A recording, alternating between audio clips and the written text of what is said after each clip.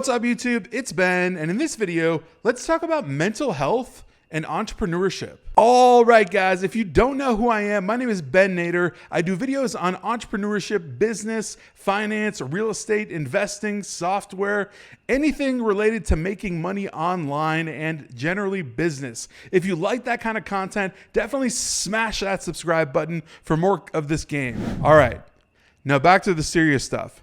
I've been meaning to do a video on this for quite some time because it's really, really important. Your mental health means everything to your business. If you're an entrepreneur and you're doing anything, it doesn't matter, recruiting, if you're in software, it doesn't matter if you're a startup doing what, XYZ, whatever, doesn't matter. Your business is going to fail if you're not right. If you're not in the proper mindset, if your mental health is off, then everything's off. A really easy way to put this is that basically nothing works if you don't work. So you need to make sure that you work on multiple levels, and mental health is at the core of this. That's why it's so important that you guys watch this until the end. I just want to give you some tips on how to actually optimize your mental health so that you can absolutely crush it in the business world. Now, the first thing that I want to talk about when it comes to mental health is that it blurs together with your physical health.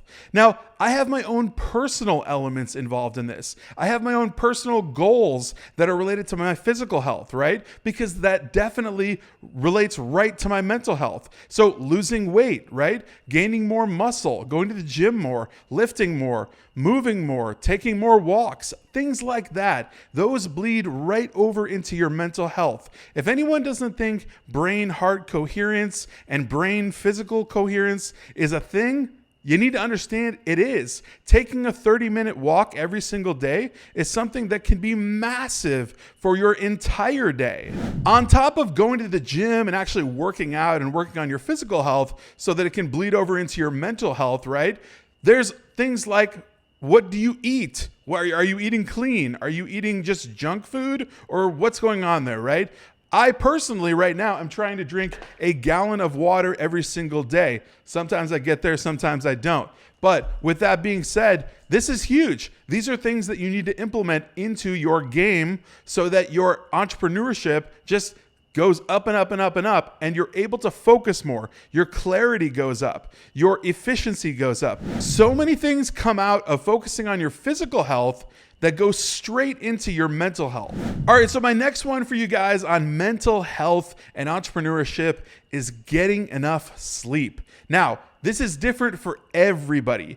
Everybody has a different sleep schedule, and everyone has a different amount of sleep that they need to operate on. Some people need 8 hours, some people need 6, some people need anywhere in between. But you got to figure out what that number is for you, and you need to stick to it. So the best advice I've ever heard, and the best advice that I go by, is basically figuring that out and sticking to it no matter what. Basically, when it comes time for bedtime, when you know that it's your bedtime, like you're a little kid, it still sticks with you as you're an adult. When it's bedtime, go to sleep. When it's time to wake up, wake up. Even if you don't feel like waking up at that time, wake up at that time, because it will serve you throughout the day. Getting that proper amount of sleep, just enough, but enough to the point where you're ready to go, where you have that clarity, where you have that amplified sense of psychology, where you can actually put everything into your business. Sleep is paramount. All right, next one up. Find a hobby. Find something relaxing as a hobby. So everybody these days is glued behind their keyboards, right? Not good. Figure out a way to get away from the keyboard, to get away from the phone, right? Do things outside, okay? As simple as that sounds, right? The other day I went golfing with a friend, right? Who would have thought, right? Going golfing, something super simple. Go bowling. Go hang out with somebody and just grab coffee and take a walk. Like, make things real again. I know we had a lot of stuff going on in the past 2.5 years or so, but everything really comes back to you incorporating things that are relaxing to your actual body and to your psyche. When that happens, your mind gets more clarity. Your mind gets to detach, right, from the devices that we are always on, right? And when you detach from those, you gain more clarity and you gain more confidence. Once you're back at the laptop, you're like ready to go because you take that break off of it, you get into relaxation mode, and you're back on your business, you're back at your game, you're back at everything, but you're doing 10x better when you're back. All right, so here's a really, really important one. Set goals and set priorities, right? So here's the focus, priorities within these goals that you have. When you have priorities, these are going to be the things that you work on the most, right? What's most important to you? Do those things first, right? So a lot of people like to say, go to bed at night and journal out or type out the first 3 things that are absolutely paramount for the next day. Those are the 3 things that you're going to focus on getting done. Now, here's the reason why this is important. It's important because those 3 things get priority.